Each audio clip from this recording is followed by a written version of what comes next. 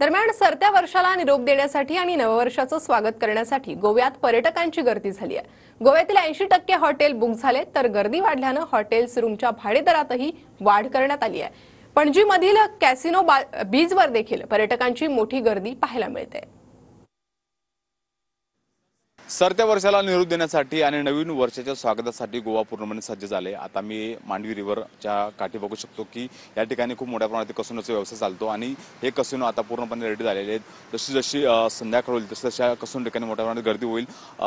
मोठ्या प्रमाणात राज्यातील देशातले पर्यटक या ठिकाणी येत असतात आणि नवीन वर्षाचं स्वागत हे मोठ्या जल्लोषात या ठिकाणी होतो। गोव्यामध्ये सलग विकेंडला जोडून नवीन वर्ष येत असल्यामुळे 5 दिवस गोव्यामध्ये मोठ्या प्रमाणात जल्लोष असणार आहेत। खूप मोठ्या प्रमाणात नागरिक हे पर्यटन करण्यासाठी आलेले। सध्या या ठिकाणी मोठ्या प्रमाणात आपण हॉटेल्समध्ये आपल्याला गर्दी पाहायला मिळते की जवळपास 80% ज्या हॉटेल्स आणि रेस्टॉरंट्स बुक झालेले आहेत आणि नवीन वर्षाच्या स्वागतासाठी पूर्णपणे गोवा रेडी झालेला आपल्याला पाहायला मिळते।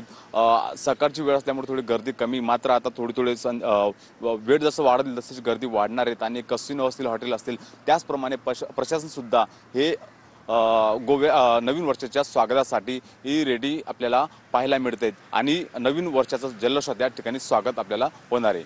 Camera person Manish विचारेसह Mihira Dakne, TV9 Marathi, Goa.